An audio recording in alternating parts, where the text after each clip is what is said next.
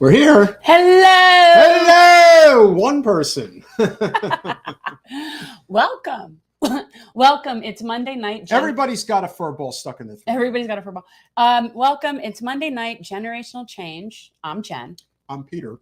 And my goodness, how many different stories can we possibly have happen? There's a lot of things that just happened today. Yeah, but of course, we couldn't have picked a better night to speak with somebody who knows a thing or two about the stories that get covered and the stories that don't get covered. But one thing, and I just want to show you, I have this queued up. I don't know if you saw the thing More Perfect Union did about what's going down with the Supreme Court case that could potentially for labor. Yeah, it could. If this case goes in the very anti-labor direction, essentially employers will be able to sue them for striking for their lost, for like damages. Damn Republicans.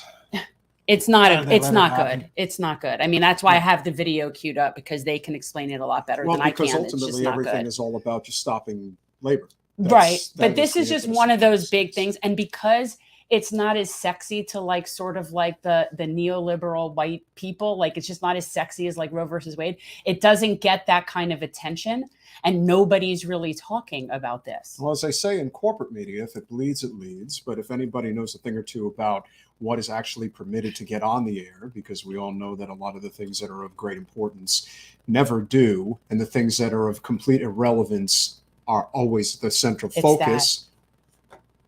Oh, Ben, will you go push on that RoboCop thing until it stops? Double K, great to see you. Thank you so much, as always.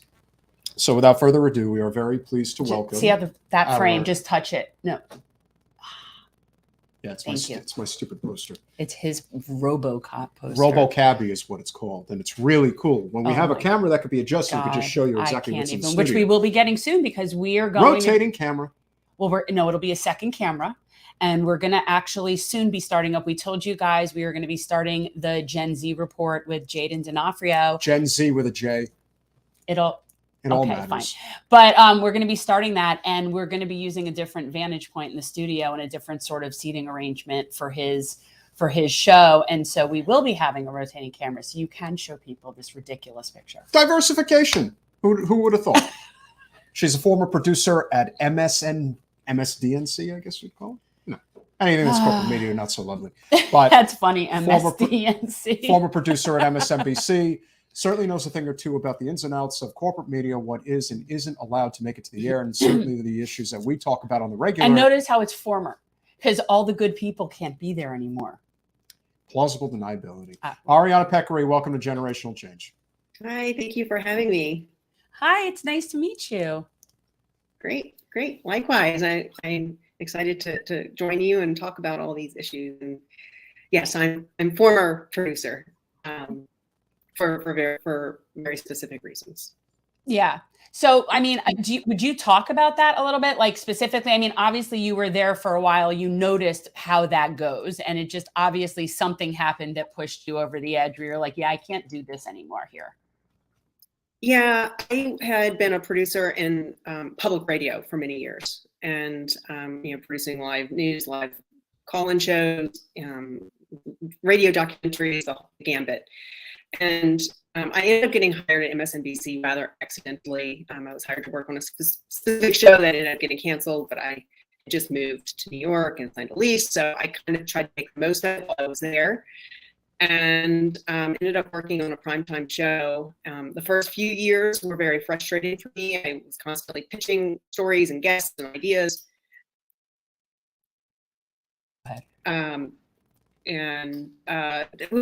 It struggled a bit. The more I was there, I ended up getting some seniority and was in the meetings. Can you hear me okay? Yeah, we hear you. It's kind of like, it's blurry, and I'm wondering if, and I hate to like not have video, because I always prefer to have video, but I'm wondering if you turn off video, if it's any better, and if it's not, then just keep it. I mean, we can hear you. It's just kind of like, it's a little choppy. That's fine. I don't have great internet service out here, but let me, where are you? I'm in Arizona. Okay. Stop cam. See what happens. Sometimes if you turn, yeah, now let's see how you sound. Okay. Does it sound better now? Can you hear me? I don't know. I don't think, do you notice a difference? Not necessarily. All right. No, that We doesn't don't make a want to run. difference. We don't want to Yeah. obviously run the risk of losing connection. No, of no, course, so that's not fine. what Just we want. keep I'm sorry. No, keep going. We hear you. Okay. Okay. So I was at MSNBC for 7 years. The first few years were frustrating for me, and then I gained some seniority and was in the planning meetings with the executive producer, where we were deciding, what is going in the rundown that night. And that's where I really came to understand how those editorial decisions are made on a daily basis. And it's terribly simplistic. They really are just going for what they think is going to rate the best, even when that went against their own journalistic instincts and skills and knowledge. So these people, I know that they are, I think they're good people. They're just doing their jobs, and it's because of the way that the industry is set up. They're trying to get people in front of the TVs, so they're constantly dumbing down the material, trying to go for the lowest common denominator, and whatever will, for the most part, whatever is going to keep people in front of the TV is what is going to drive those decisions. And they base that on the ratings that we get every day. The numbers are broken down by quarter hour. Some numbers are more specific than that, and they will look at and see what did well the day before, and then change the rundown based on that. What did well and what didn't do well. So it was a pretty simplistic editorial process. And over time, I came to see how that really distorted coverage. I feel like it dumped, the polarization that we've seen throughout the country. So whatever was red meat was what really would keep people watching. So they would focus on those types of topics at the expense of real information that is useful to people. And that could be scientific stories coming out. It could be real information about topics. 2020, I saw them ignore science reports about COVID.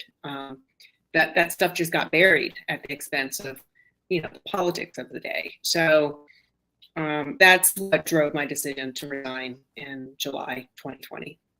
And so then where did you go? Like, obviously you want to still keep doing like actual journalism. Like there's definitely a need for it that isn't corporate owned. I mean, ultimately to me, that's the problem. Like there's people at the top of the food chain that are going to make decisions based on, shareholders and profits. And that's obviously not necessarily what's in the best interest of the general public. So, so where do you go from there? Well, that's a good question. I mean, I struggled for a couple of years before I actually resigned with, I know I didn't want to do that anymore, but where do I go?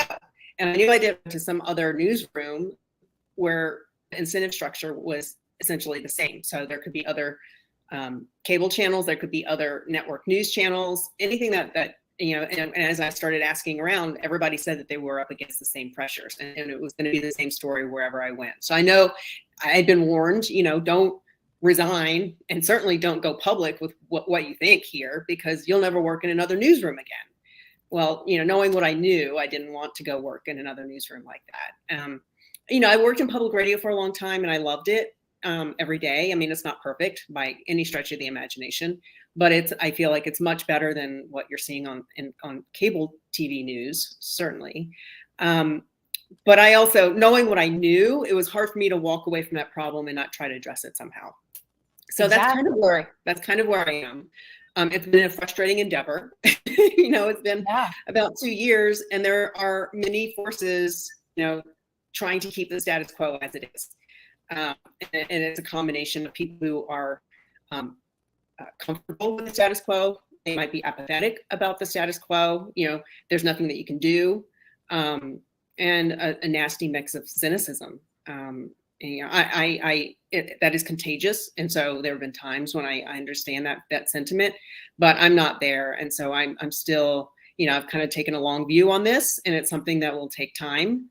But eventually I think that we can come around to a different, understanding, and then solutions will happen after that.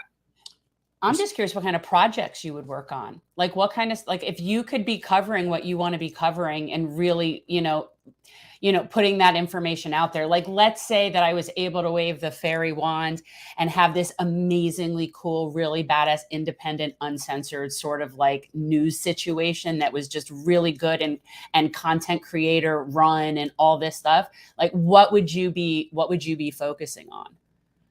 I personally, after working in nonprofit news for as long as I did, I feel like it's got to be a nonprofit model.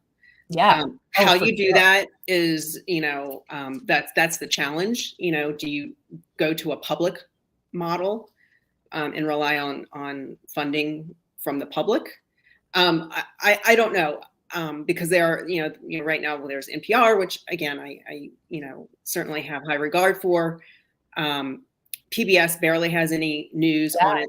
There's a news hour. I think, and public media in the United States has been, basically starved from its inception. It's never really been funded properly. By design. Sorry. By design. That's what exactly. No, it is by design because initially corporate media, the outlets at that point, they said they raised their hand. They were like, no, trust us. We'll take care of this. If you give us access to the airwaves, in return, we're going to give a public service, which is the news. And that worked to a certain degree for many years. But then that obviously that system eroded and it's just gone. It's in a downward cycle now. So if I had my choice, I would like to see, broadcast journalists doing what they do best. And the people who I work with in cable, they're really smart. They were like firefighters. They were smart and fast, and they could turn around stories, really quickly. And I have a lot of respect for them. But again, they are doing the job that they're paid to do, and they're evaluated on that basis. And they're trying to keep their jobs. They've got families, they've got mortgages, and again, where else are you going to go? So I would like to see a nonprofit network with some name recognition, so that people like, I've got family members who, they know the networks. They don't necessarily know to dig or, what can they trust.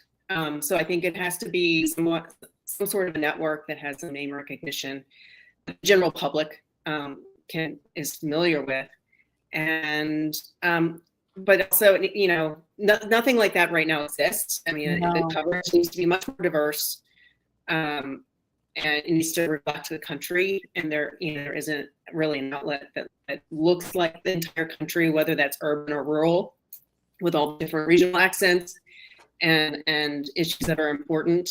I was particularly frustrated this morning. I happened to listen to the New York Times, the daily podcast, and they kind of had a rundown on the speakership from what happened last week. And I've been following that mostly online.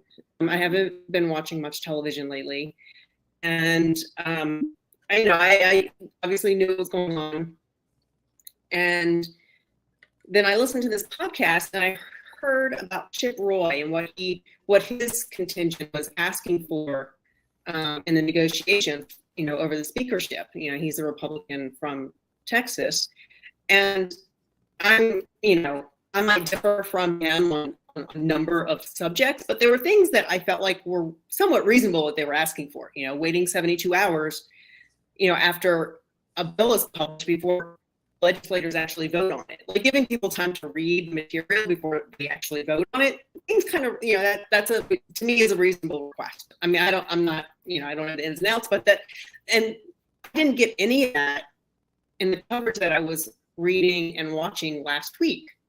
It was all about, kind of the, what is the MAGA contingent doing, and what does Donald Trump have to say about this? And it was all based on this kind of, and again, it goes, it's the same type of coverage that we've seen, the horse race coverage that we've seen, without actually giving us, more detail that is useful. And the conversation I felt like had been more about, this is a one example. If there had been more coverage of these other issues, that is important discussion, that is important debate to be having. people would have been more informed, and we might have, the outcome last week might have been better, whatever that is. But at this point, too much, backroom horse trading happened, and because of the charade that's going on over here, it was just more of the same as far as I'm concerned, and that's exactly what we don't need.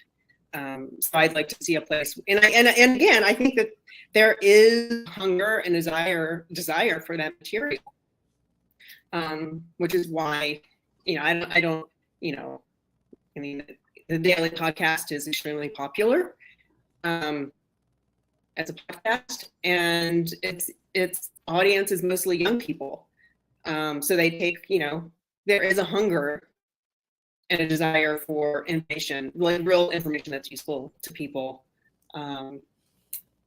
And I'd like to see more. Yeah, same.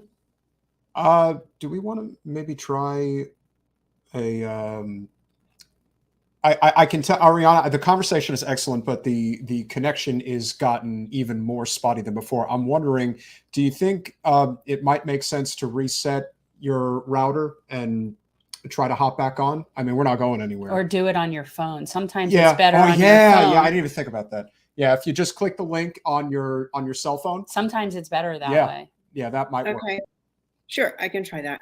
Awesome. So should I stop this connection Yeah, then? we're gonna Yeah, bounce you out, and then as soon as you got that link, jump on your phone. Let's see if it's better there, because I've got a lot of questions I want to ask you. Yeah.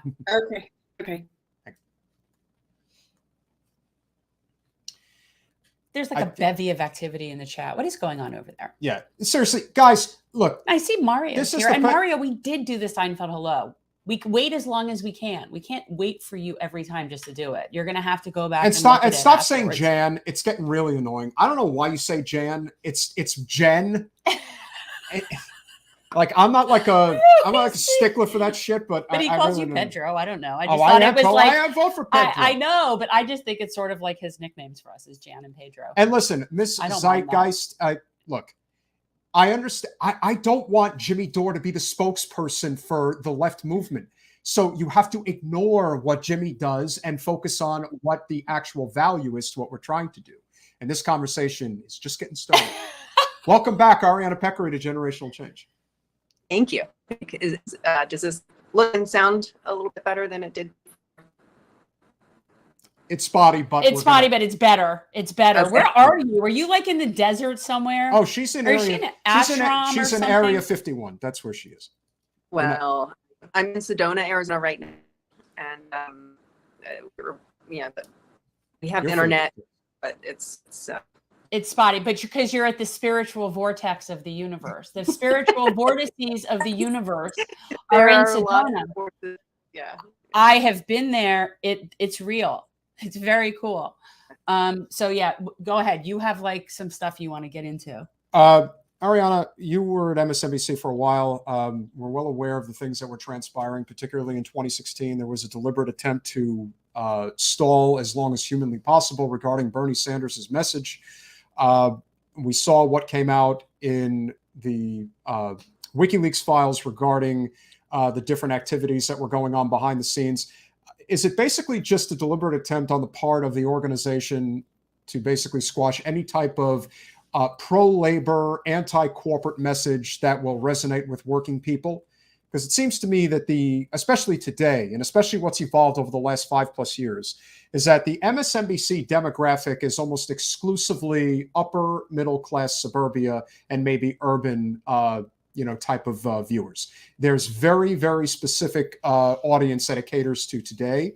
And maybe it's just the downward spiral that is corporate media.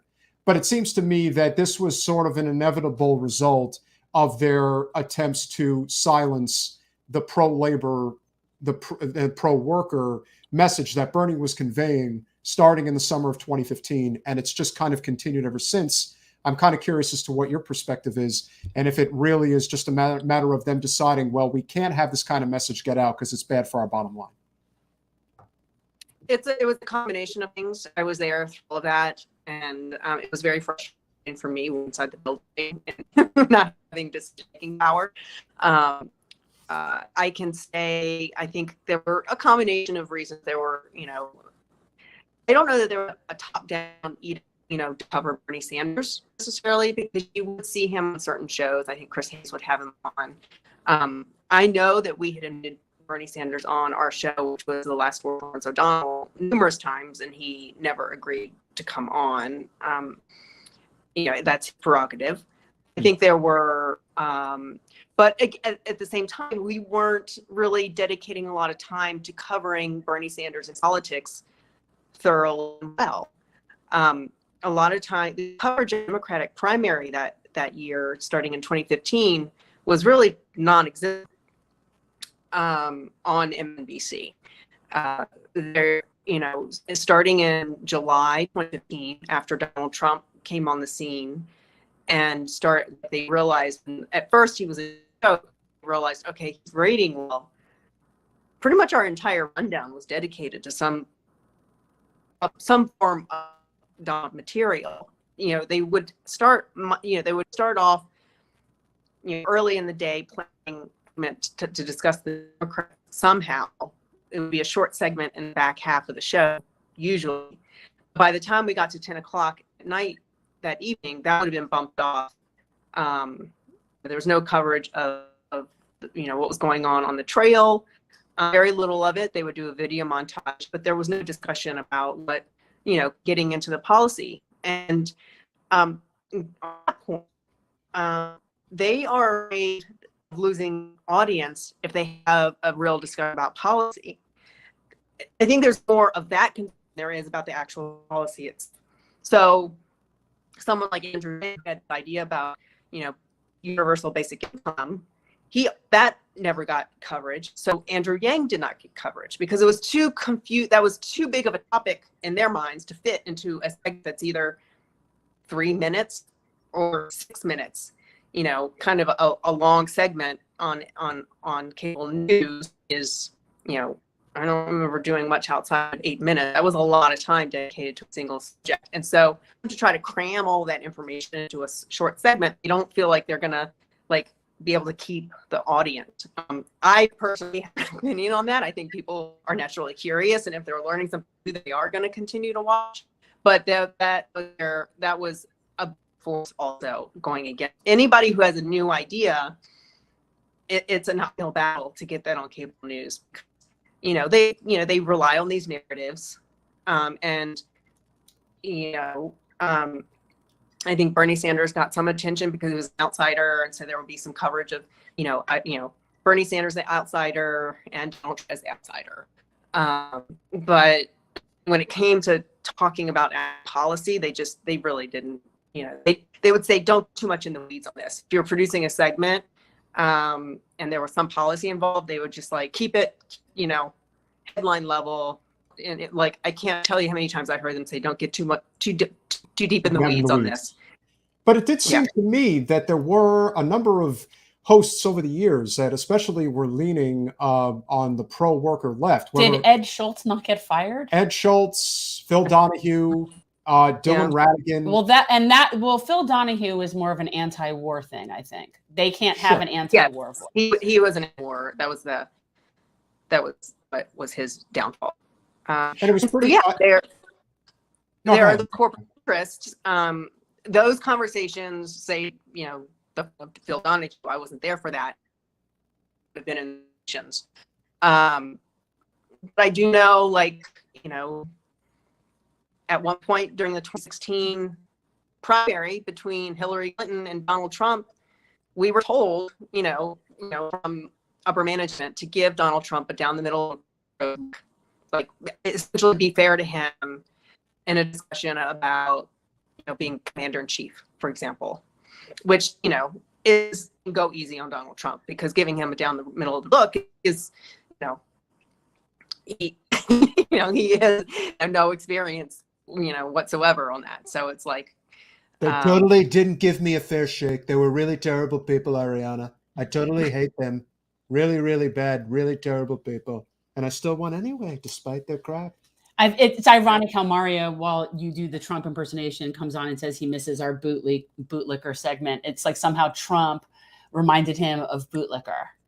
You know, we have so many of these stories that were just sort of endless. And it's like the people who don't understand, for example, the nonstop coverage of Russiagate is really just a different form of Cold War coverage. It's just a way to keep the narrative going, to scare people into thinking, the red monster's under your bed, so to speak. Well, it makes sense to have $1 trillion war budget then. That makes sense then, because we have to be, because we're so scared of them. Ariana, I think you would be one of the best people to talk about this topic that could take up, frankly, the rest of the conversation. But obviously, you saw what happened with Force the Vote.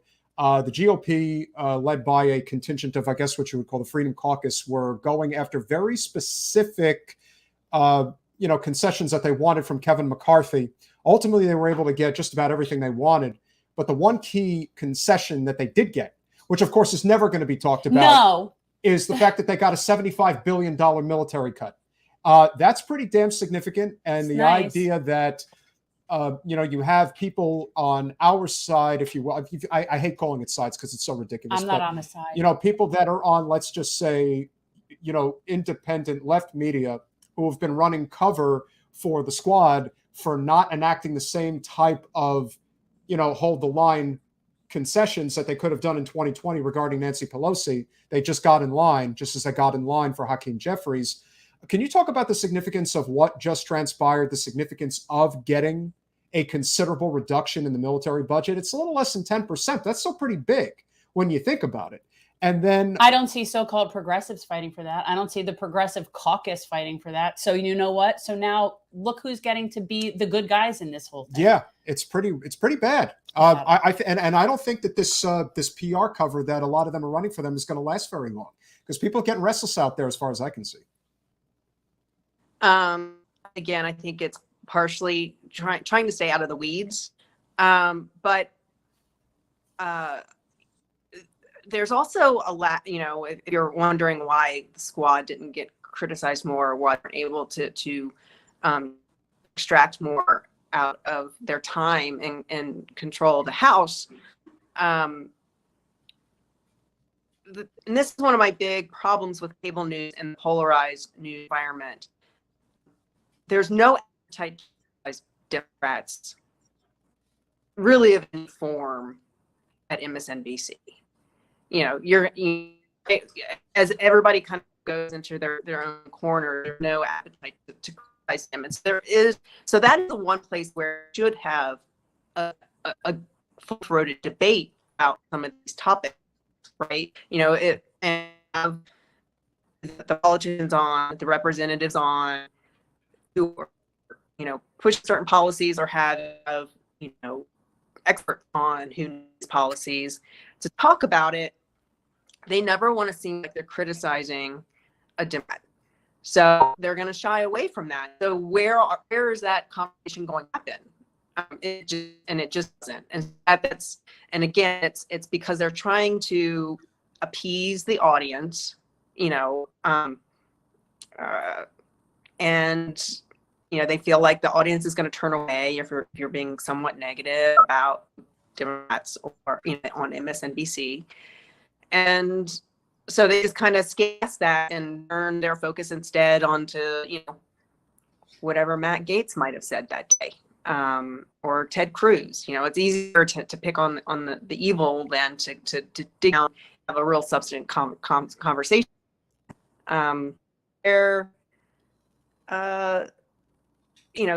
These people may not be doing the right things for the right or wrong reasons, and they don't want to get into that. They want to offend their audience that way. Yeah, that's what's so frustrating to me, is that supposed news shows are teams. They're on teams. This is ridiculous to me. Like the fact that the news is catered to what the audience wants. Like I'm thinking of like Edward R. Murrow and Walter Cronkite, and I went to J school. Like I thought, like, and this is what people consider news.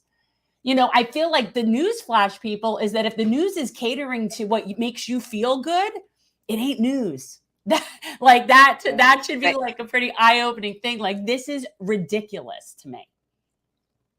It is, and the thing is,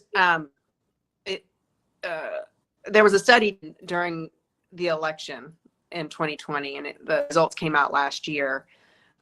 They sat a group of hardened Fox viewers in front. They had them watch CNN for a month, like a significant number of hours of CNN throughout the month. And I think it was either August or September, or might have overlapped both months. In 2020. So there was a lot of coverage of Donald Trump. There was a lot of coverage of Biden. And through that period, these people who you think wouldn't change their mind about Joe Biden or about Donald Trump, their opinions changed statistically significantly through that month. They were harsh on Joe Biden and more harsh on Donald Trump by the end of that month. And so people can digest new information coming at them. They aren't just pre-programmed to be conservative or liberal, whatever that means in these days. But yeah, and that again is another threat of the media environment where we are. Is, you know, again, for me especially, that's driven by financial incentives. It just makes things worse. We would probably have this problem, you know, you didn't have the financial incentives at play, but that just makes it that much worse. Yeah, because people's both contingent on retaining viewers. Yeah. So there's no independent news. Yeah, and you hit the nail on the head, which again really just comes down to money, like anything. The news isn't supposed to be for profit. Well, right? no, it's not. Again, people, you know, want to forget that you had Reagan repeal the Fairness Doctrine in '87, and then of course Clinton give you the Telecom Act in '96, and that's the end. That's it. I mean, the Fairness Doctrine is repealed, and lo and behold, almost immediately you have Rush Limbaugh. The Telecom Act is passed, and then immediately you have MSNBC and Fox News. Immediately. Mm-hmm. So to me, it's just pretty clear. And then you think about in 1996, we had about, I think, 50 to 55 different media companies scattered throughout the United States. Today, you have 5. So that's a problem. That's horrifying, by the way. Like, that's the kind of stuff that keeps me up at night. Like, that is the kind of thing. That's extremely scary. And this is the whole thing when people say, okay, boomer, and they talk about, you know, previous generations basically just sitting on their ass and letting this happen in real time because they knew what was happening. They knew that this was happening, and they decided, well, you know, if it's good for my side, then it's good enough, and I'm not going to say anything. And now you're seeing at least 1, if not 2 generations who are living through it at the moment, who are scared to death. They don't know what's coming tomorrow. And it isn't just about the environment. It's the fact that their, you know, educational prospects are not what they used to be. We don't have tuition-free trade schools in the United States, much less public college, which we should have. And then, of course, you have people that are so thoroughly engulfed in distractions, especially on social media, that their ability to focus is not the same, or at least not in a way that it should be. And cognitive development, I mean, I worry about kids who get cell phones at 7, 8 years old and the type of effects that's going to have on their brain and the way that they're going to be able to function in the real world. And, you know, again, there's reasons for the societal collapse. It's not hard to see it. And the worst part about it is that on both sides, but I blame the Democratic side more than the Republican side for this reason. The Republican side, you know what you're getting with the Tucker Carlsons and the Sean Hannitys of the world. They're for the Chamber of Commerce. They are for, you know, a libertarian style economy in the sense that it's kill or be killed, make it your way. You know, you have you have a movement that's building on the right, thank goodness, which is a good thing, of, you know, we are dead set against monopolies. And you're seeing that fight happening more and more where they really do believe in the small business owner and the independent entrepreneur. That's great. But that's not changing the fact that you have the consolidation of power amongst corporate special interests, which run our government today. And there are people on the Democratic side who try to pretend like they're not as guilty as the Republicans are. They are just as guilty, if not more so, because liberals tend to claim that they're the smartest people in the room. And I can't tell you how many liberals I talk to, and they're the dumbest person in the room. You may read well, but you can't read a room or the street. And that's a big problem. You may read good. But that is a big problem. Oh, and they are the ones who are going to be the hardest liners for that change. And I do believe that one of the biggest, if not the biggest reason that that's the case, is because they run all of the major cities that control the media, whether it is New York, Washington, D.C., San Francisco, or Los Angeles. They are heavily invested in the neoliberal establishment. And as a result of that, the skewered opinion of the real world, especially in parts of Arizona where you are, which think nothing like the way people think in DC and New York or even LA, that's a big problem. And I think that is causing an immense divide in this nation. And that's not, I really don't see an end in sight. I think it's just getting worse by the day. Our focus is labor. That's what we're focused on. And I think that's the only way we're going to save this nation. That's my opinion. How do you see it as we wind down the conversation? That was a very big thing to say to get to that. Gee, thanks a lot. What do I think about labor? Or I will say, in terms of Democrats being on board with the system as it is, the status quo, there's no question. Like, why isn't this, something that's debated on, the debate stage, the state of our media, which is essential to our democracy?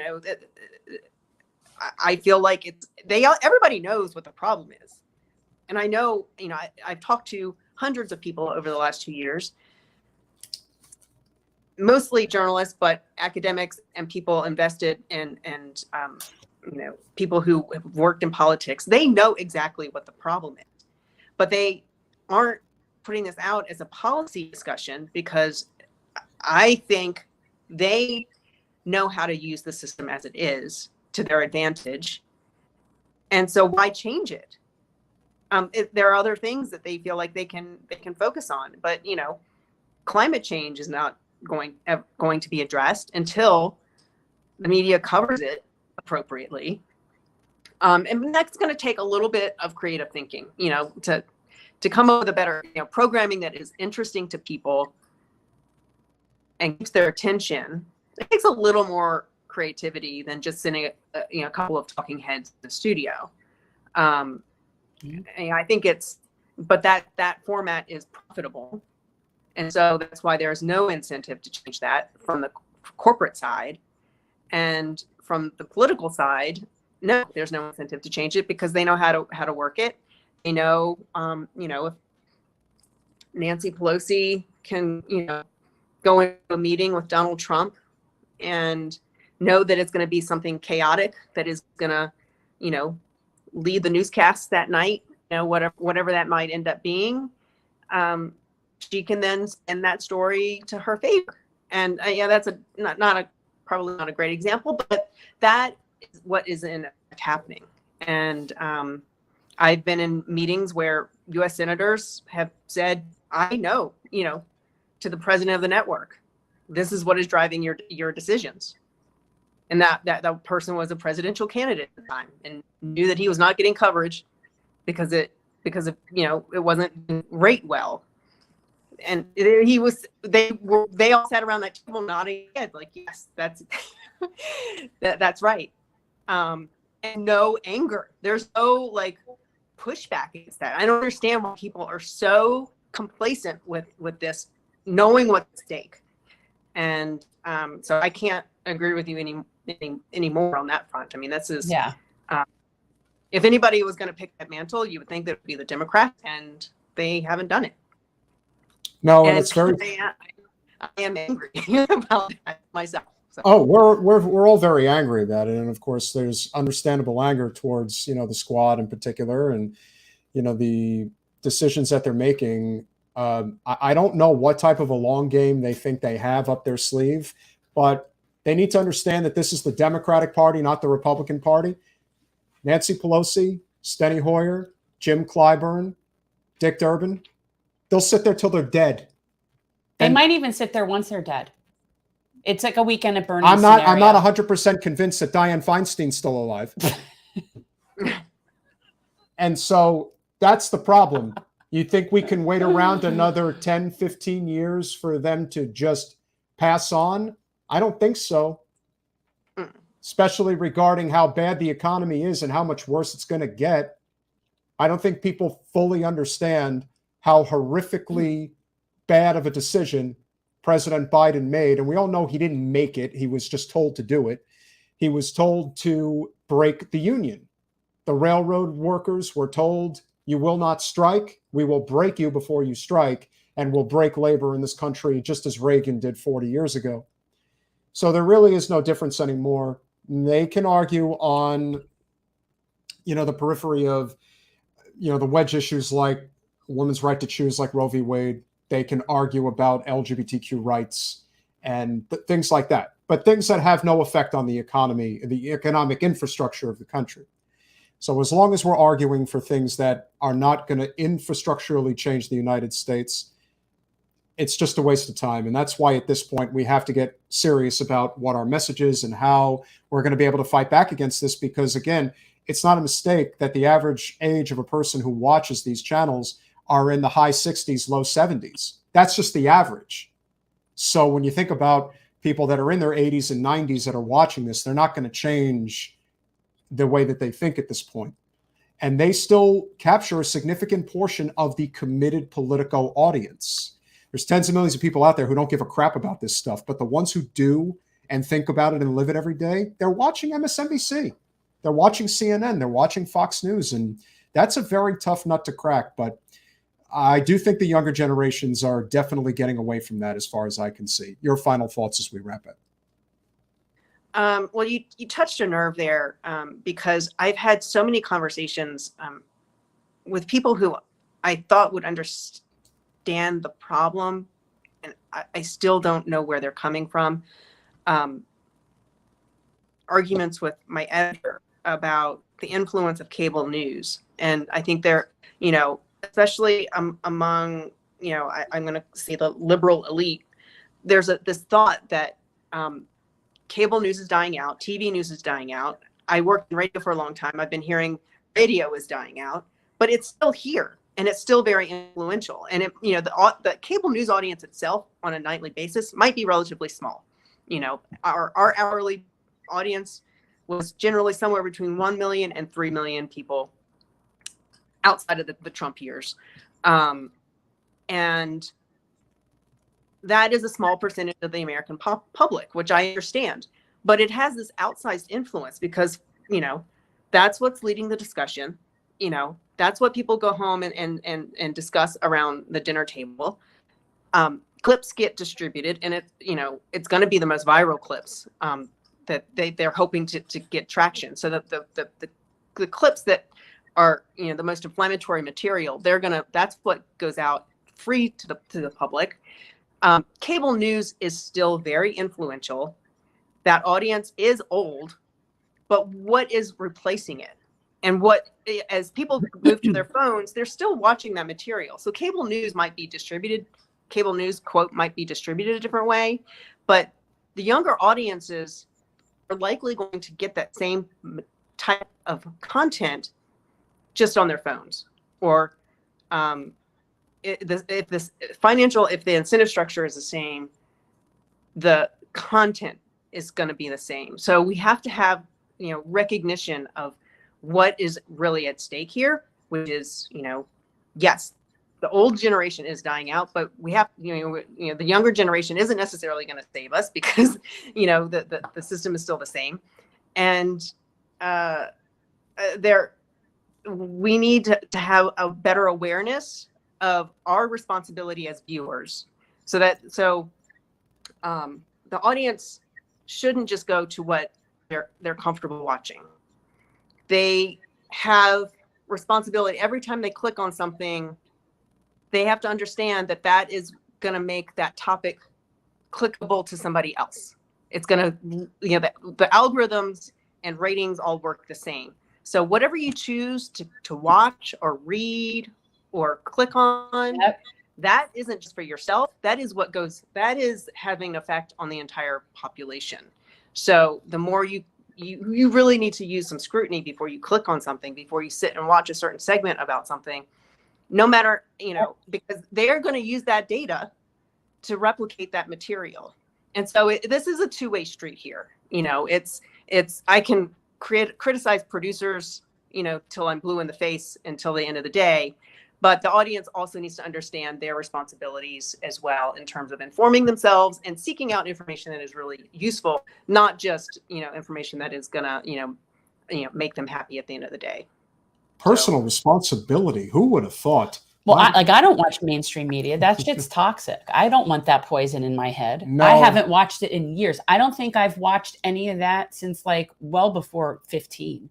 Jen ran for Congress against Debbie Wasserman Schultz, and this particular district has a lot of people who watch MSNBC. We did the statistical analysis. So it's definitely something that if you're going to, but the amazing thing is that when I was managing the campaign and I was able to get, we were able to have enough money to get a couple of specific spots up on, Chris Cuomo's show and Chris Hayes' show.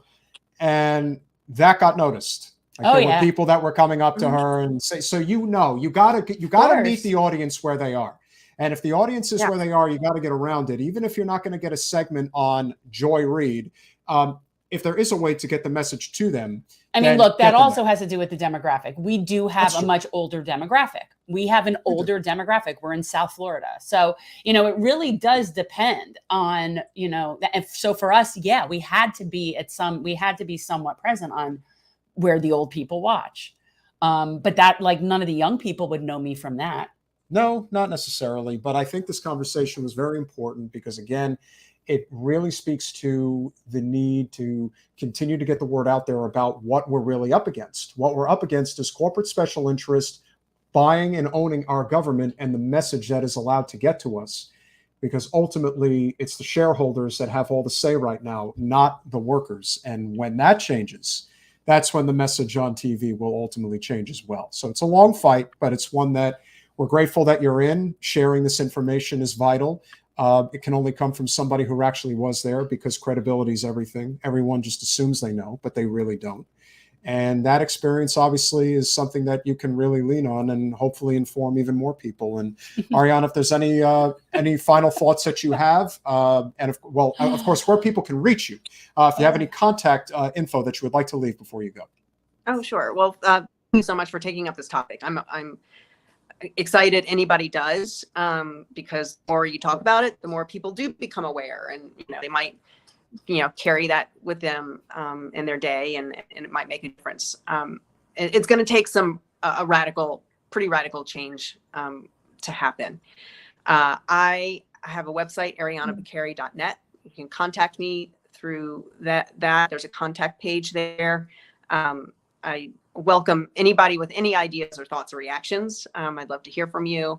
And I'm on Twitter. My handle is at Ariana Pekary. Those are probably my main points of communication. And again, thank you for having me. No, thanks for chatting. Next time, we're going to have you chat when you're somewhere with really good internet. Sorry about that. Sometime when you're like, back in civilization and you don't get eaten up by the vortex of the universe. Well, the last 15 minutes were pretty spot. Although if I were there, I'd never leave. Like, I'd never come back here. I don't understand why anybody wouldn't want to be in a place like that. Yeah, it's amazing. Florida's either you want to live or you want to stay or go. I did have to unplug, for my mental health sake. Yes. But yeah, I am going to have to come back to the grid sooner rather than later. So enjoy it. Thank you for coming on. Thanks, Ariana. Nice to meet you. Thank you. Good luck with everything. Appreciate it. So we need to address this bootlicker thing. Okay. And here's what I'm thinking we should do. We could bring back bootlicker and do it like as something quick in the first few minutes and not have it as something that's like a big thing. I feel bad. Like if people want to see a bootlicker, we should have a bootlicker. But I did kind of want to share. Got to give the audience what they want. What are you doing? I'm just checking something. I know, but it's distracting. Really, it's not good for me. So I think that what I have queued up, guys, is something that was really interesting that I saw on More Perfect Union. I think it's important video. So I think we should just play it. All right. That's my thought. Can you do that? Yes. Yeah. I like to promote their stuff, but guys, this is important, and they're not going to be covering this on mainstream media. You need to play. Yeah. Imagine you're a newly unionized Starbucks barista discussing whether to strike. You've got lots to think about, but what you probably wouldn't expect to have to consider is whether your union-busting boss, Howard Schultz, is going to sue you for the impact of your strike on Starbucks, for the coffee that gets wasted or milk that goes sour or lost revenue from customers who get tired of waiting in line. But if a Seattle concrete mixing company and the U.S. Chamber of Commerce get their way before the Supreme Court this year, that's the crazy position that American unions are going to be in if they want to strike. And it could be devastating for workers everywhere. The case the Supreme Court is considering is called Glacier Northwest versus International Brotherhood of Teamsters, Local Union 174. And here are the facts. After months of contract negotiations, cement mixers at Glacier Northwest decided to go on strike.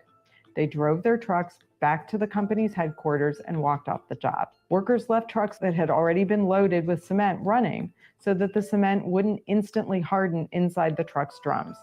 The strike lasted 1 week before the companies reached agreement on a new contract. The issue in this case revolves around what happened next. The employer sued the Teamsters for tortious destruction of the company's property. Glacier asked a Washington state court to make the Teamsters pay for damage to their trucks as a result of cement hardening after the strike began. The Washington State Supreme Court threw out the case, finding that it wasn't appropriate to apply state law to a labor dispute covered by a federal law, the National Labor Relations Act. The state Supreme Court's decision rested on long-standing U.S. Supreme Court precedent that the National Labor Relations Board decides whether union conduct is protected by federal law or not. This should have been the end of the story. Unfortunately, it wasn't. As we've seen with the supercharged conservative majority currently sitting on the Supreme Court, no precedent is safe. To date, the Supreme Court has recognized the importance of the right to strike and allowed state law to sanction strike activity only when a union's behavior is so egregious that striking workers have lost the protection of the federal law. Think violence on the picket line or obvious vandalism at the employer's place of business. But in this case, there are no allegations of violence, and the drivers even tried to mitigate harm to the trucks by leaving them running. Bottom line, it shouldn't be the union's job to make it as easy as possible for an employer to weather a strike. The whole point of a strike is to create an economic union. But even if this was a close case on the facts, which it isn't, the Supreme Court still had no business hearing it. It's the job of the NLRB to decide if strike behavior is egregious or not. So why is the Supreme Court getting involved to open the door for companies to sue unions that strike? Because this court has shown a sustained hostility to workers' collective bargaining rights. Just a few years ago, it reversed decades of precedent to make it harder for public sector unions to collect dues. And 2 years ago, it made it impossible for union organizers to talk to farm workers in the fields of California. And now conservatives are plotting to make it easier for wealthy corporate bosses to be able to sue union employees just for asserting their constitutional right to strike. At a time of historic levels of worker organizing and public support for unions, it is exactly the wrong time for the Supreme Court to make the right to strike harder than ever for workers to exercise. But for the Roberts Court, it seems to always be time to side with corporate employers' efforts to undermine workers' rights.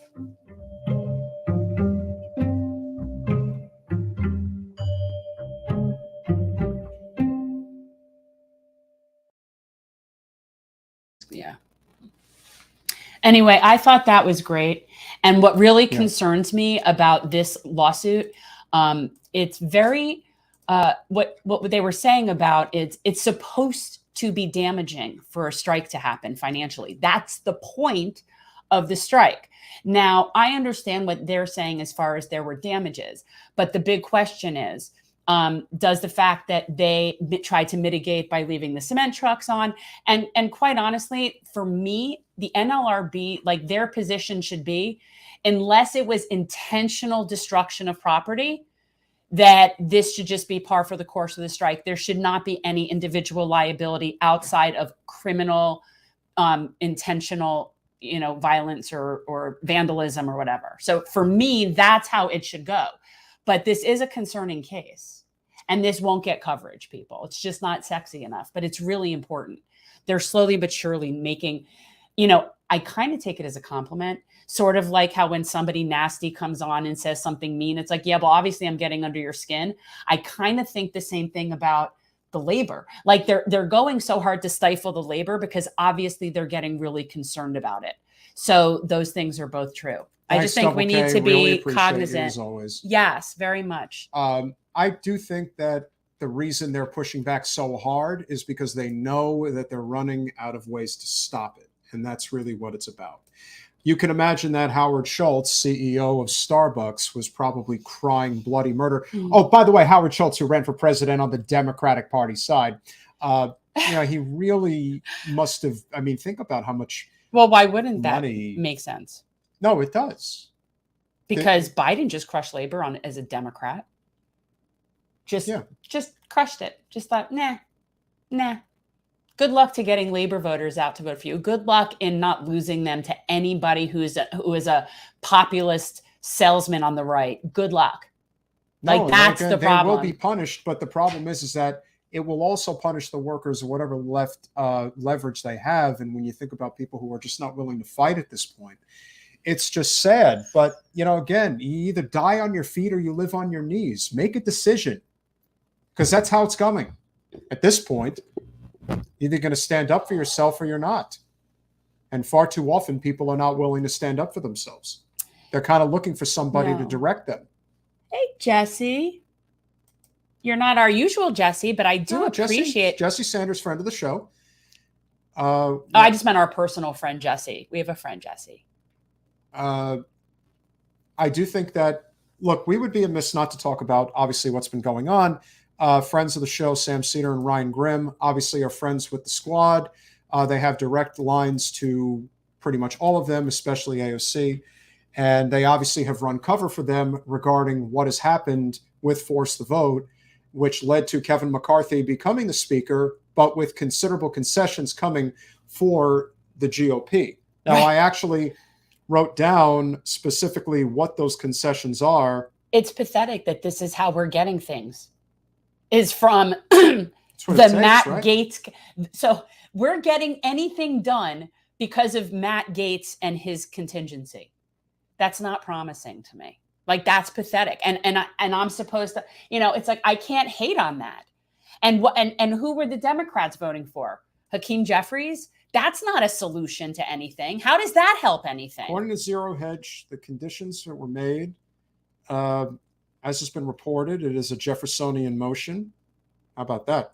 Remember, Thomas, if you guys want to know the history of the Democratic Party and the Republican Party, it stems from two of our founding fathers. The Democratic Party was basically founded by Alexander Hamilton, who believed in a strong central government, and the Republican Party was founded by Thomas Jefferson, who believed in a decentralized form of governance. And so, according to the Jeffersonian motion, as is reported by Zero Hedge, it will only take a single congressperson acting in what is known as a Jeffersonian motion to move to remove the speaker if he or she goes back on their word or policy agenda. How about that? You actually have to do the will of the people. Nah, that's a foreign concept on the Democratic side. We're not going to have that. Number two, a church-style committee will be convened to look into the weaponization of the Federal Bureau of Investigation and other government organizations. I agree with that. Also not a bad plan. Presumably the CIA, the subject of the original church committee, against the American people. Number three, term limits. Oh, how Democrats would never put something like that in. You know what? It's getting harder and harder to be against those people on that side. How are you doing that? Will be put up for a vote. I look forward to that vote. Oh, it won't pass, mind you, but we'll get to really see who's who. Bill number 4, bills presented to Congress will be single subject. You know who let me finish.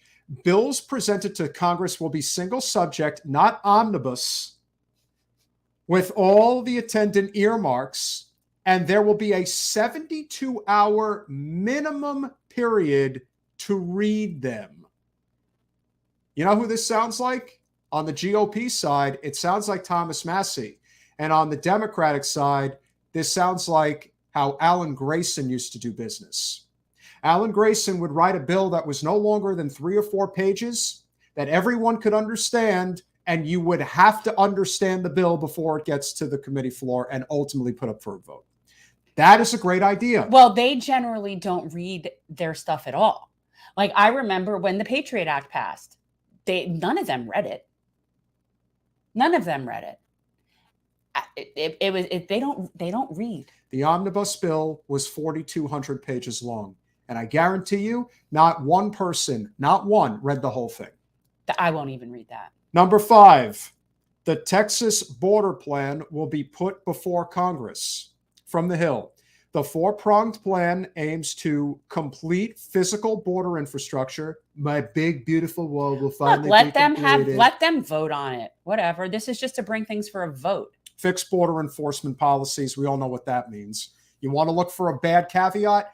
That means more ICE. That's what it means. Well, again, it's just bringing it for a vote. Correct. Enforce our laws in the interior. Again, that's, jargon. And target cartels and criminal organizations. Legalize all drugs. And Wait. Is that in their thing? No, but when you say target cartels and criminal organizations, I got so excited. I was about to say, that's it. I have to be with just legalize all drugs.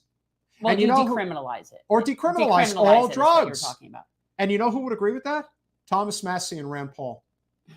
Maybe she moved to Kentucky. No. No. You have a comment you wanted to make? Well, it's just really frustrating to me that that we don't see Democrats doing that. This is exactly what the whole big force the vote was. Now, they were obviously specifically wanting it for single payer healthcare, Medicare for all. But I think the bigger issue is that Democrats don't seem to do it for anything. Like, it isn't that they didn't do it for that. It's do they even get concessions? What is the point of a progressive caucus? What is the point of a squad? What is the point of a group or a contingency if you're not going to do anything? If you're not going to hold votes together? The whole point of being a contingency is to hold strong together and not give your votes. That's the whole point. So yeah, I did support the idea of force the vote. I always support the idea of force the vote because every single vote should have to be earned and every single person should be fighting for everything they can get. So yeah. And if you were on Capitol Hill right now, you would stand by yourself if you needed to. Oh no, yeah, absolutely. I wouldn't have voted for Hakeem Jeffries. No. 6, COVID mandates will be ended, as will all funding for them, including so-called emergency funding. I am against mandates. I think people, if they want to get the vaccine, should be able to get it. Although right now, if you want the vaccine, you got to pay for it. So there's that. But again, you're simply talking about things that they're saying have to be brought up for voting. Yes. Okay. Well, I'm in favor for all sorts of things being brought up for voting. Like, I have no aversion to things being brought up for a vote. And then, of course, you've got what Steve Grumbine would call the poison pill of this, which is, of course, number 7, which is budget bills would stop the endless increases in the debt ceiling.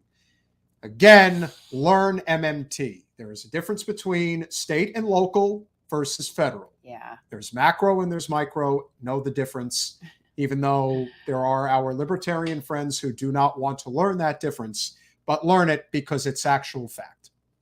Yeah. Just The sad truth is that those all sounded pretty decent. Yeah, to they me all for sounded the most pretty part. But again, decent. I'm in favor of anything being. We should just always have a vote. I think the whole point of withholding your vote for speaker is that your contingency should demand whatever it is you want to be brought to the floor, and it shouldn't even really require that, actually. Because Congress is supposed to work that people, build little groups and factions and bring issues to the floor and vote on legislation, because that's sort of the point of what they're doing. So the fact that it turns into this, we're going to keep you from bringing things up, that shouldn't be anyway, but it is. So I'm in favor of any and all contingencies of people using their vote to get things brought to the floor for a vote. Like that's complete. That is the whole point of any of that.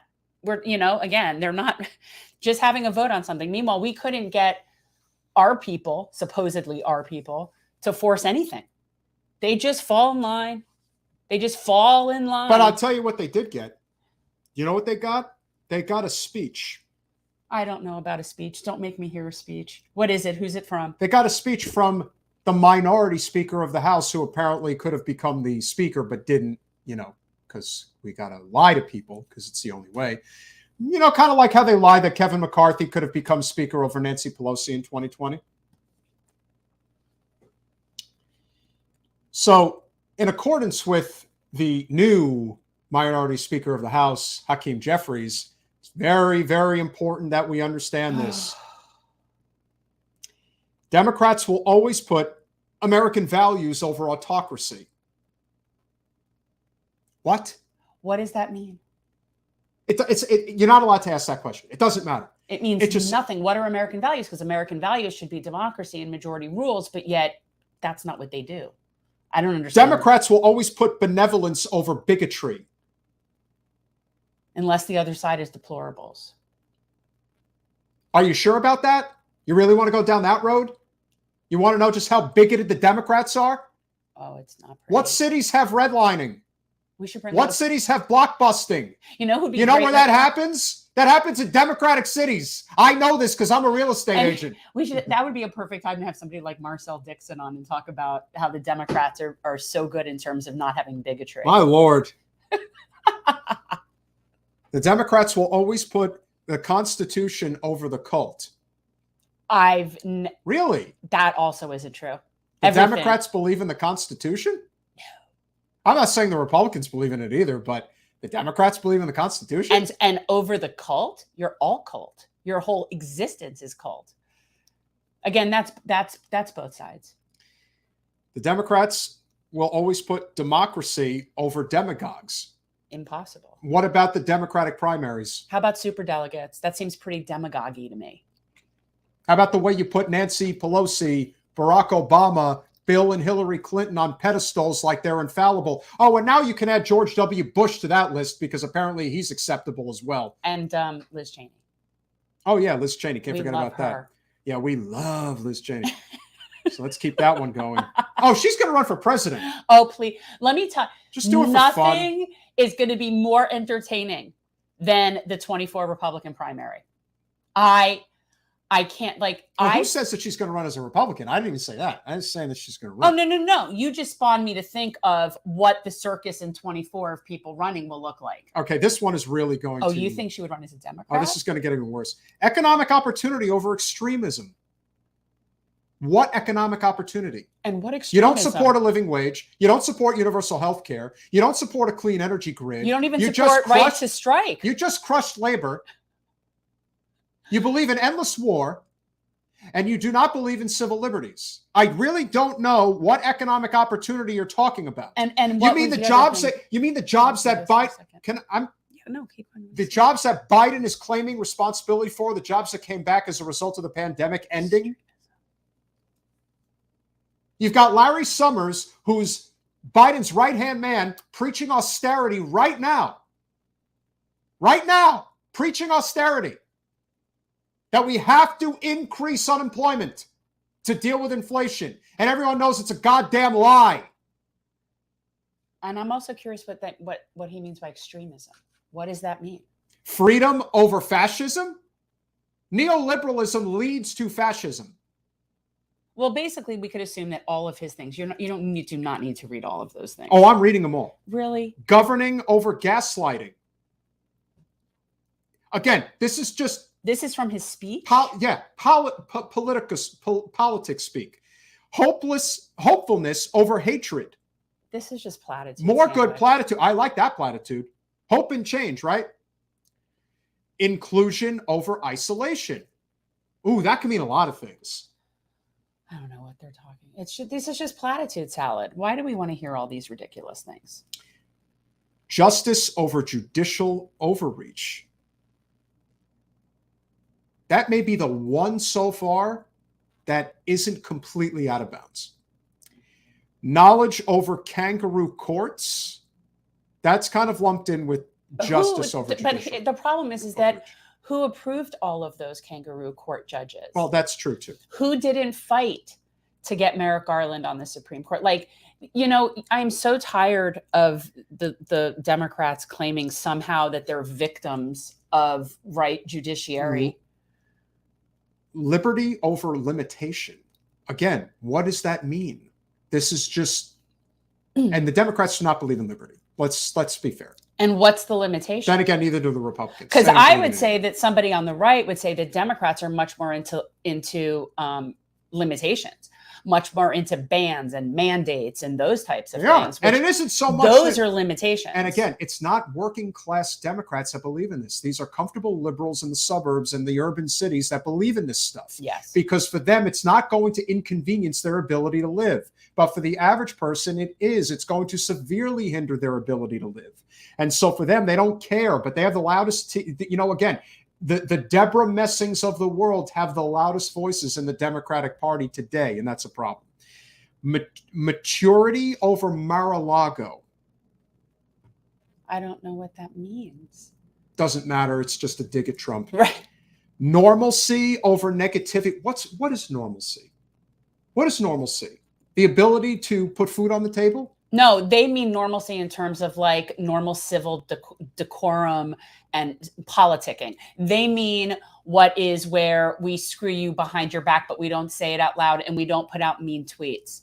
That's what they mean by normalcy, where we just go back to pretending that everything is okay instead of saying it. Opportunity over obstruction. I don't get that either. What opportunity? Are they talking about, wait, are you guys suggesting that you're going to come up with a federal jobs guarantee? Are they suggesting How that? about even universal basic income? At least to make up for the losses that people had during the pandemic. How about that? You could try that. Well, Nice. I don't understand how they're even suggesting that they're doing anything to help. People over politics. That doesn't mean anything. Quality of life issues over QAnon. Because all Republicans support QAnon?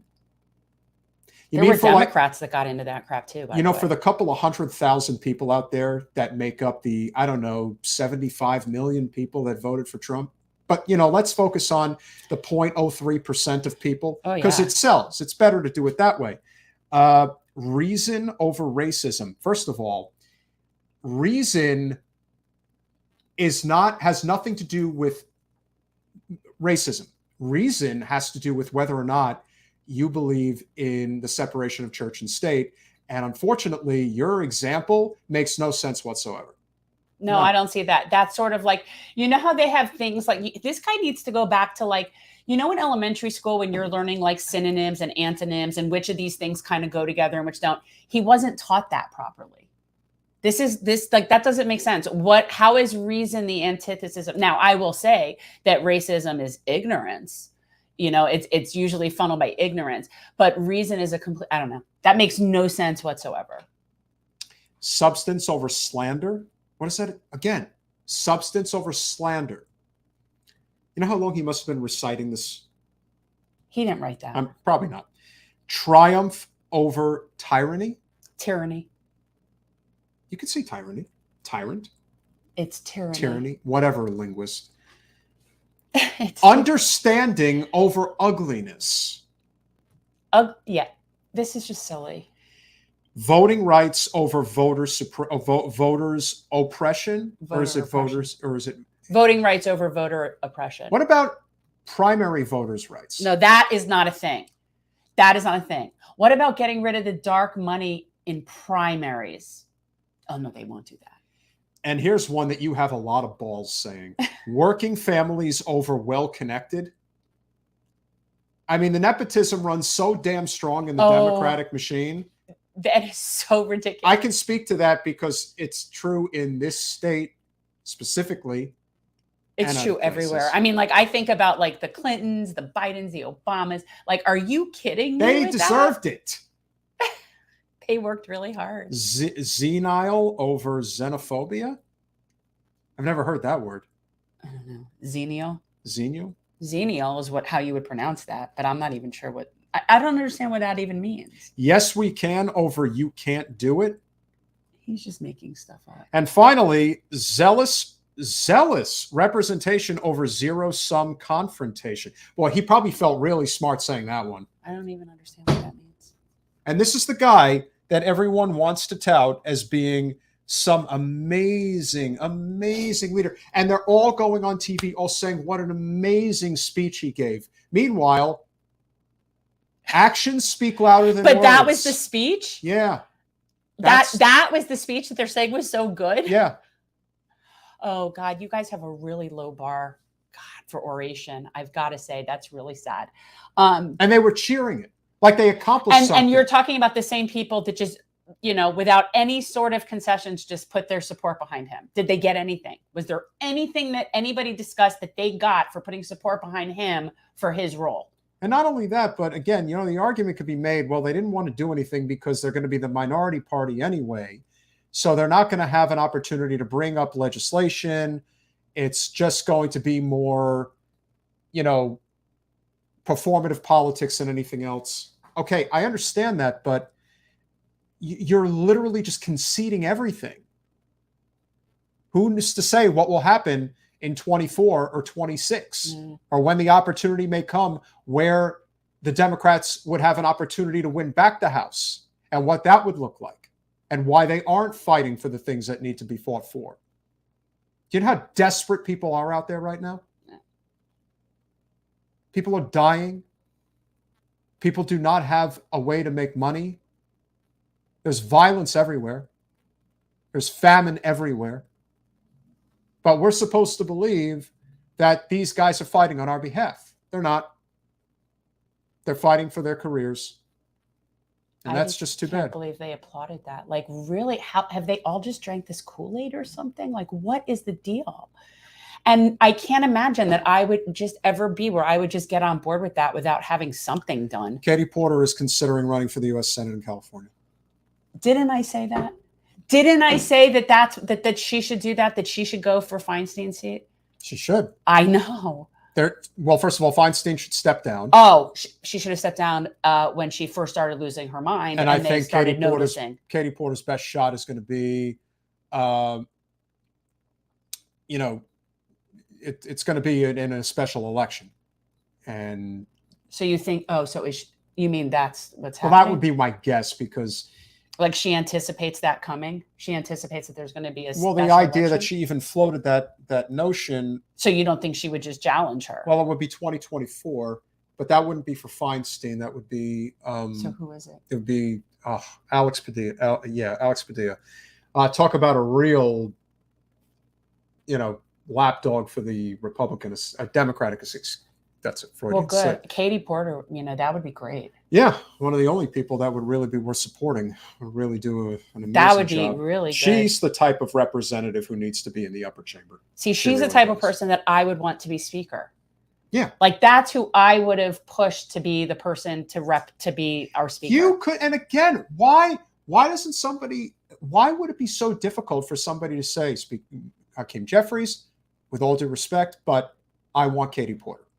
I nominate Katie Porter. Well, because again, that's why I find it so ironic that same person is talking about that they actually like democracy. And over demagoguery? But what would you have to lose? Honest to God, no democracy. What do they think that they would have to lose? Why can't you suggest somebody else to be the speaker of your group? Like, this is almost as ridiculous as the idea of when we were in elementary school. Like when somebody wouldn't allow people to choose teams or whatever. This is how ridiculous this sounds. This is the minority party. It doesn't matter. It wasn't going to make a difference anyway. But it should be the same way, even if it does. I agree. It should. But you should be able to nominate whoever you want. Like, they couldn't even buy themselves another 2 years. And then at the same time, without anybody challenging or dissenting, it doesn't seem like anybody dissented in any way. So how do you say that is not cultish? Like, to me, that behavior is definition cult. You don't even have any factions in the party suggesting someone else might be good. That is how how is that not? I just don't see that as any sort of democracy. That's cultism. I guess you're right. That is definitely one thing that she has done. She has definitely become a spokesperson for why. Well, you're talking age limits, not just term limits. I mean, I know that there's arguments people make for both. It looks like we have been stood up by Gavin Mario. I was going to ask you. I thought somebody else was coming on. He was. We'll have to find out exactly why. very inconsiderate. Sometimes things happen, though. They do. Remember this. If you're going to make a conscious decision in terms of how you think you're going to fight on behalf of working people, if you think that the reason why not fighting is because you think protecting committee assignments is important, well, if Matt Gaetz has to basically tell people that the reason why he was threatened by Mike Rogers, congressional representative from Alabama's 3rd District, the reason why he was being threatened by him was to throw him off of committee assignments if he didn't get in line for Kevin McCarthy. And what do you think Matt Gaetz's response was? He said, who cares about a committee assignment if you're going to be here and not get anything done for the American people? How can you concede populist space to Matt Gaetz? Well, they just conceded all of these things to that group. It's I don't know. It's almost like they're just trying to look like losers. They're trying to look weak. Like, I don't understand it at all. It's weird. Like, I don't understand. I No really strategy. don't get it. And, you know, we saw what happened here in Florida. You attempted to do the milquetoast, you know, split the line down the middle, neoliberal, democratic, you know, consistent, same old nonsense. And they got burned. It turns out, I didn't even realize this, Ron DeSantis won his gubernatorial reelection in Florida. It's the biggest margin in the history of the state. I told you that would happen.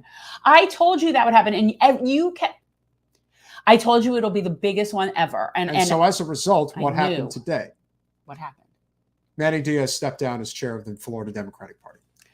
Shocking. Which you could have obviously seen that was coming. Well, yeah, somebody has to be sacrificed. And the truth is I don't know how much he really had say in or he was just a figurehead. I don't know, but somebody had to be sacrificed. And of course, on his way out the door, he complains about it's everybody else's fault but his. Well, and again, if there probably is a long list of people, but at the end of the day, the buck stops there. But my concern is that, okay, so what tool is going to step in? Because it's not like they're getting any sort of like mission-driven, conscious-driven. They're going to try to start the same thing that they did again, which just happened a few years ago. There were people that ran. Maybe they will. You know what, Rob? If Carlos Guillermo Smith were to run for that, I think that would be amazingly cool. That would you'd at least get a fighting spirit from the central part of the state. And a person that would be great, actually. A person who really fights on behalf of especially the housing crisis, which, let's be honest, it's maybe the biggest crisis outside of sea level rise or along with sea level rise. Yeah, Rob, put that out there in the universe. That's not a bad plan. No. I don't know. But I have this feeling that basically it's just going to be somebody else it's going to be the same thing in a different suit, in a different meat suit. Well, we'll see. I mean, there are people out there that are very upset right now, and that probably would be well suited in order to step in for a position like that understands that major change to the party, including some of its representatives, needs to change. Yeah, but I'm thinking about like the people that are the DEC people that we know locally. It's like none of the I don't know who. Then I guess you didn't get the other message. I didn't see anything today. Ken Evans has stepped down as well. He will no longer be the committee man of Broward County, and he was the good one. So I highly doubt that the other person will step down. And I highly doubt that a lot of other people will step down because, again, the pride is greatest before the fall. And the fall is going to be great. And if you thought that DeSantis's win was the last of it, you haven't seen anything yet. It's going to get worse. So I'm with you, Jesse. Jesse, I'm not saying we're going to go there, but let's put it this way. We're going to get there at some point if radical change doesn't happen sooner rather than later. And while many people joke that so goes Florida, so goes the rest of the country, you may be right. You never know, but something is going to give. But if you are so inclined, and because you know you love our show, despite the fact that some people like to rag on the fact that we don't have as many people as Jimmy Dore watching us, I know. Please go to patreon.com/generational change. For as little as $5 a month, you can become a wonderful supporter of our channel. I would say that the world would be a much more educated place if more people watched our show instead of that kind of nonsense. Well, maybe we should take some tips from Ariana, who's basically telling us that, hey, you know, if it bleeds, it leads. If you're we know that, but that's not the point. We've been slowly growing, though. Yeah. We have been. It's been more consistent. My purpose is to be a very pro information driven long form podcast. And so that is our purpose. Our live stream just happens to be, we do it that way. Yeah. We never did this to be competing with people doing those like fun comedic live streams. Although we are entertaining. We should bring back bootlicker. For $10, you can get the Lulu sticker along with the Mansion Parliamentarian bumper sticker. We all know you guys want one of these bad boys. But if you're really considering being Please don't do the whole thing. I love my tri-blend, soft as cotton, soft as butter cotton. You guys. Baseball jersey shirt, support us. $25 a month will get you this We'll get beauty. you the jersey. We could use more patrons. We could. And your dollar goes further in Patreon. Well, I think it's better, than when you do it through Google, when you do it through YouTube, it's just they take their cut, which is much bigger than like the Patreon cut. And I don't even know all the numbers. Like I couldn't even tell you what it is, but I just know that Google is not really on our team in general. We really appreciate it, Jesse. And we know that a lot of it really just has to do with the algorithm. The cream does rise to the top, and our show consistently on nights where we don't have named guests that people recognize, we're sitting around 20 people watching. Now, when we get some good guests, we'll get to 60, 70, 80 people watching live, and that's nice. But in terms of really moving the needle, we need a couple of hundred people watching at any one time. But, we really have no leg to stand on. And the reason I say that is because our good friend Jordan Chariton at Status Quo, who has over 120,000 subscribers, when he does live streams, even if it is Ron Placone and Tiffany Desiree Berg, they're only getting, maybe 200-300. Tina. Who did I say? Tiffany. Did I say Tiffany? Man, that Freudian shit. Tina Desiree Berg they do Who's great Tiffany? work. I mean, it's my son's girlfriend's name. Well, anyway, it really speaks volumes as to how much it sucks. Yes, Mario, and thank you for the reminder because I forgot to push that up. If you are so inclined and don't want to put your personal information, and you don't want to be monthly, by all means, feel free. Go to the Cash App. Sending us a few bucks. You like our material. We try to have good content. We need to be, I think, a lot better about testing people's connections prior to actually going live with them and not doing interviews when the system isn't good. Double K, you're the best. I'm not sure exactly why I deserve 2 She's hearts. crushing on you. That's I would sweet. assume that maybe there was something that I said, or perhaps you like the fact that I said something negative regarding Hakeem Jeffries, which would have been nice if somebody else came out and said it. But you're racist. If you guys didn't see our clip that we put up earlier, Cory Bush, who we think very highly of, went absolute ham on Byron Donalds, who was being considered for speaker on the GOP side. And she basically called him an Uncle Tom. And instead of actually going after somebody who is standing in the way of real progress, who has a chance with serious power on his hands, she will not say anything negative about Hakeem Jeffries, nor will any of the members of the squad. I just don't understand why they didn't ask for anything for their vote in return. You know what? When I remember running for senior class president when I was in high school. Did you win? And no. Oh, well, good to you then. Just kidding. I was like second because the person I was running against who ended up winning was the quarterback of the football team. You try running once, quarterback of the football team. But anyway, I would have won. My point is that when you are telling people, you're wanting people's support. Why, if you're the quarterback of the high school football team, do you feel that you have to go out and run for class president too? How much of and he ended up like not really ever doing anything. Of course not. Of course, the vice president, but it doesn't really matter. We digress. So I just remember, like, when you're running for people to support you, you're offering, like, people are wanting things, especially people when you're looking at representing a particular group. Like, people want things. That's how it works. That's called politics. If you just go and support them because they say so, how are you fighting for anything? What are you doing? What are they doing? It's so frustrating. I'd like to know that there's even, it doesn't even sound like they're asking for anything for their vote. They're just like, all right, we'll get in line.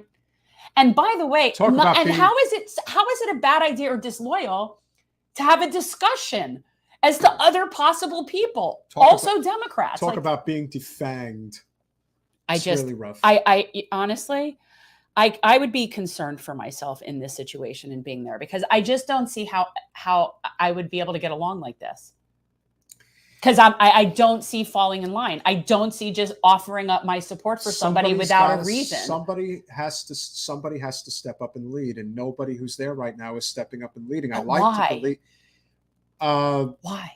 Because I think they're afraid of organizations like AIPAC, and my understanding, and this is just kind of floated today, is that Hakeem Jeffries has a massive super PAC. Well, yeah, no, he's an AIPAC darling. They love him. And he's so big AIPAC. he basically will sick millions of dollars on each of them in a primary if they get out of line. Okay. And so there's not a big enough consensus yet for them to all get together. Makes sense. Now, if there were 20 of them that stepped up and said, we're not having this, Jeffries would be in trouble. Here's the thing that what I would do, this would be, if I were there, I would tell people that that's what was going on. I would say he's basically threatening to primary people who don't fall in line, and he gets money from, and has his AIPAC PAC behind him. He's just a bag man. And I would like honestly be saying that. Like, that's ridiculous to me. So basically, out of threat of, and AIPAC and DMFI are definitely the worst as far as going after any sort of buddy who would join the squad. Those organizations are dead set on anybody on the left interfering. Anybody that would remotely think that, Palestinians should have rights. Those people are to be smeared at all costs. Off rail, I'm not sure I agree with that. I would say that that's true for most of the representatives that are there. That is true. But if you do not succumb to the dirty money, then how about if you don't care whether or not you're reelected? Well, that is the argument.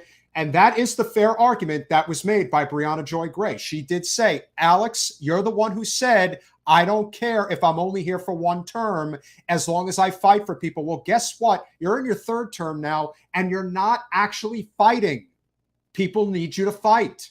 You've got millions and millions of people who follow you, follow your every word, your every move. At least say what's going on, why you'd be saying, okay, I'm just going to vote for Hakeem Jeffries.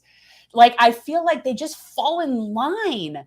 It's the definition of cultism to me. Alex, tell people that there's no point in fighting for it right now because we're the minority party and we're not getting any legislation. Say something. Say we'll fight in 24. Even that, I think, is weak, because the reality is, again, if the problem is that you're being bullied by PACs and PAC groups, that's the kind of stuff that we need to all be knowing about and seeing. That's the kind of stuff that you need to be pointing out instead of hiding from them and being scared of them. I am so tired of that. That's the problem. Rob, all I can say is I'm glad I'm doing the podcast and not watching the championship game. Rob, you guys and your sports games. Well, I tell you, a lot of people are going to be arguing that TCU shouldn't have even been in the top four after they lost their last regular season game. And there's people who validly will make that case. And now the fact that they are losing like this, yeah, they're going to get a lot. What is that, stricter. Texas Christian? Yeah, TCU. Yeah, it's going to be really, really. Are you surprised I knew that? No. You lived in Texas. I know. That's why I knew that. On Wednesday, we will have on the directors. I was going to ask you, you don't have who it is. You just have that we're going to be talking to the people that made this documentary. Guys, it sounds really good. Yes. On Sacred Ground, which is about revisiting Standing Rock and what actually happened with Dakota Access Pipeline. I really want to watch it. It hasn't been released yet. It's not being released. So I can't even watch it first. No, so they're going to give us the 411 on that. We are getting an exclusive. I know, but I feel ill-prepared because normally I like to watch or read whatever it is. And so we can't. Well, I'm sure the conversation will be fruitful. This is a documentary that's being released on January 13th. It looks really cool to me. Yeah. And this is, I saw that like there's a whole cool cast of people in this. David Arquette's the bad guy. Wait, so it's a documentary or it's a historical fiction kind of thing? No. What do you mean? How is he the bad guy? David Arquette's not a bad guy. No, he plays a bad guy. Okay, so it's fiction. That's what I'm saying. Well, but I thought it was a documentary. No, it is a documentary, but they're recreating what actually happened. Oh, okay. So it's a recreation. Fair enough. Okay, that's what okay, I understand. Jen, the Dolphins are in the playoffs. I am, and let me tell you something. And they play the Bills well. I am, as a Dolphins fan, we've accepted our fair share of like pain. And I have to be prepared for said pain. Like I can only get I mean, like we've been, if you think that like Bernie losing again in 20 was like a big thing. No, try being a Dolphins fan.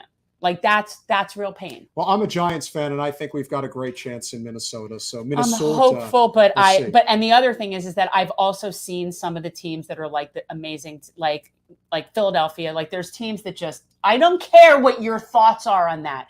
Like I've seen these teams play, and I just know that the Dolphins are just not there yet. But I am very excited. Like I'm always supportive. I have to be realistic. Rob's trying to taunt And the you. Eagles look good. I'm sorry, but they do. Yeah, well, the Giants actually played pretty well with their backups the other day. Whatever. Lost by I'm just 6. saying. We'll see. You got to play the game. You play to win the game. There's, with the exception of me hating the Patriots, and everyone knows I hate the Patriots. For the most part, I just like watching good football, and I appreciate good plays. Like I like watching greatness, and I appreciate it. And there's this whole new young crop of quarterbacks, which I'm a quarterback girl, that have been so much fun to watch for me this season. Like I've just been seeing stuff that I haven't seen in years. You wait till Saturday night when the Jaguars host the Chargers. That guy. Trevor Lawrence against Justin Herbert. That guy, he's the one with the long hair. Both of them. Okay. This is definitely like, a quarterback groupie's dream come true. But like that kid's got an arm on him. He's the one who's like 23, right? Yes. Yeah. He has got an arm on him, like something fierce. It was glorious. So I just appreciate good football. I appreciate watching greatness in all different things, except for things like curling. I can't get into curling. Well, curling is good for jokes. That's about it. So sad. And I don't discount the difficulty of curling. I don't discount that. It's just not my thing. Make sure to subscribe, click the like button, share. Exactly. Do all of those things if you can. It is certainly appreciated. Obviously, tune in on Wednesday at 9. We will have the conversation about On Sacred Ground. Again, that's revisiting. It's revisiting Standing Rock. We'll see what happens with Gavin Mario Wax. Hopefully, we can reschedule that. I'd love to have Jordan on almost after that and talk about it because he spent so much time there covering that. It would be really interesting. Well, you know what? We'll see. Hear his take on that. We'll see if he wants to join. That's actually not a bad idea. I know. See if he he actually covered Standing Rock, so it would be really cool to me to have his take on this. If So with that he's said, in daddy mode. We hope you guys enjoyed the conversation. Obviously, we're living in trying times, but the message will continue to build, and we are continuing to cross-pollinate. And so, we're really kind of working on building up a little bit of a network. I was when I was talking to Ariana before, and I asked her like if I could wave a magic wand and there could be like this independent network, of people. And I do have in my mind how that could happen. I do. I can sort of see how it could happen. I just need to sort of get in with the right people to make it happen. But I can kind of see how that could happen. I do. Anyway, but that would be a great legacy. Like if I could have any legacy, like if I could do anything that would like leave a legacy, that would be amazing. Would be creating some sort of revolutionary fourth estate, bringing it back, like some sort of answer. Got to try somehow, some way. Well, that would be like the best thing I can imagine doing. See you Wednesday. Bye, y'all.